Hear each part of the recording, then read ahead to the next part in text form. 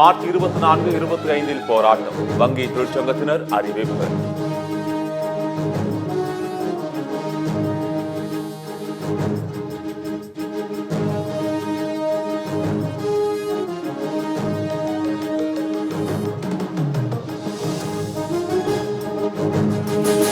மத்திய கல்வி அமைச்சர் தர்மேந்திர பிரதானின் தந்தை மறைவுக்கு முதலமைச்சர் மு.க. ஸ்டாலின் இரங்கல்.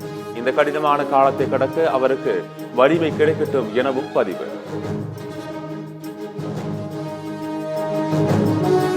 1000 கோடி ரூபாய் டாஸ்மாக் முறைகேடு புகாருக்கு ஆதாரம் உள்ளதா? சட்டத்துறை அமைச்சர் ரகுபதி கேள்வி.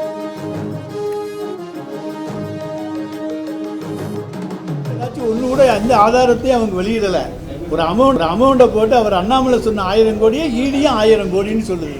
திரும்ப அதாவது ஒரு கிளிப்பிள்ளை மாதிரி அண்ணாமலை சொன்னதை சொல்லுகிற கிளிப்பிள்ளையாக அங்கே ஈடி அங்கே செயல்பட்டு இருக்கிறது. இதுவரைக்கும் ஏதாச்சும் ஒன்று கூட அந்த ஆதாரத்தை தாவேகவிலிருந்து ஆதவ் அர்ஜுனா இடைநீக்கம் செய்யப்பட்டதாக வெளியான தகவலுக்கு அக்கட்சி மறுப்பு. வதந்தி என்றும் சமூக வலைதளத்தில் போலி செய்தி பரவி வருவதாகவும் தாவேக தரப்பில் விளக்கம். அண்ணா காலத்திலிருந்து திமுகவினர் மைனாரிட்டி சமுதாய மக்களுக்காக குரல் கொடுத்து வருகின்றனர். அமைச்சர் KKSSR ராமச்சந்திரன் பெருமிதம். மின்சார வாரியத்தின் வருவாய் அதிகரித்திருக்கும் நிலையிலும் இழப்பு தொடர்வதாக வெளியான தகவல் அதிர்ச்சி அளிக்கிறது. உயர்நிலை விசாரணைக்கு அரசு ஆணையிட வேண்டும் என்றும் அன்புமணி ராமதாஸ் வலியுறுத்தல்.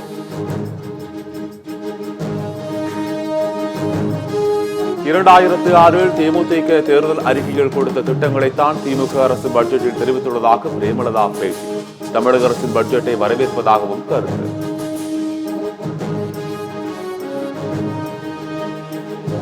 முன்னாள் அமைச்சர் ராஜேந்திர பாலாஜி வழக்கில் சிபிஐ நடவடிக்கை எடுக்க இடைக்கால தடை. உச்ச நீதிமன்றம் உத்தரவு.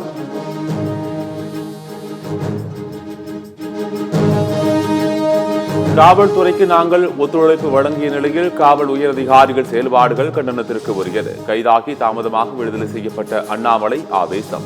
இனி ஒருபோதும் போலீசாருடன் தூங்கக்கூடாது. 2026 மே வரை பாஜக போராட்டம் தொடரும் எனவும் அறிவிப்பு.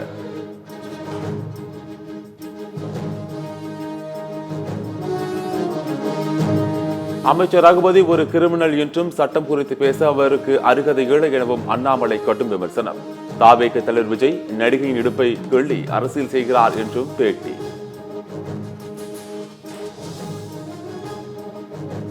யார் பெரியவர் யார் சிறியவர் என்ற ஈகோ இல்லாத ஒரே கட்சி அதிமுக தான். முன்னாள் அமைச்சர் ஜெயக்குமார் பேட்டி.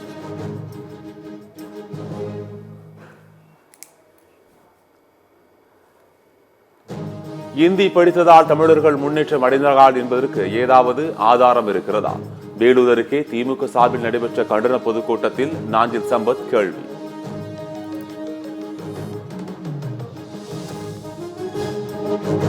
நீலகிரி மாவட்டம் கூடலூர் பந்தலூர் பகுதிகளில் கடும் வெயிலுக்கு பின் மழை. பகல் நேரங்களில் வெயில் வாட்டி வதைத்த நிலையில் பிற்பகல் முதல் கனமழை.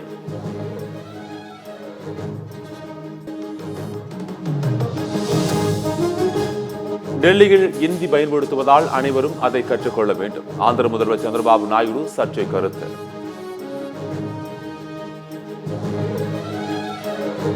ஜம்மு காஷ்மீரின் குல்காம் மாவட்டத்தில் பதுக்கி வைக்கப்பட்ட கண்ணி வெடியை கண்டெடுத்த இந்திய ராணுவம். பாதுகாப்பான இடத்தில் வெடிக்க வைத்து செயலிழப்பு.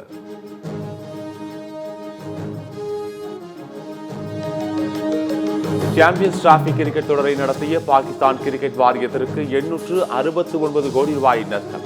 நஷ்டத்தை ஈடு செய்யும் வகையில் கிரிக்கெட் வீரர்களுக்கான செலவுகளை குறைக்க கிரிக்கெட் வாரியம் திட்டம்.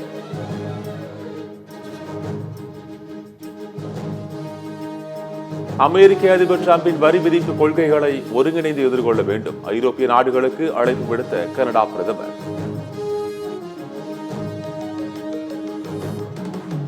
ரஷ்யா உக்ரைன் போரை நிறுத்துவது தொடர்பாக டிரம்ப் தீவிரம். ரஷ்ய அதிபர் புதினுடன் நாளை பேச்சுவார்த்தை நடத்த உள்ளதாக தகவல்.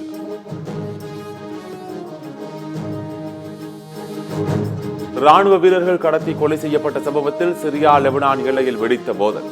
மக்கள் மீது ஷெல் தாக்குதல்.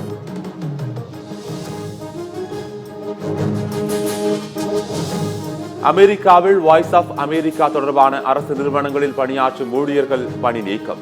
ட்ரம்ப் அரசு நடவடிக்கைக்கு எதிர்க்கட்சிகள் விமர்சனம்.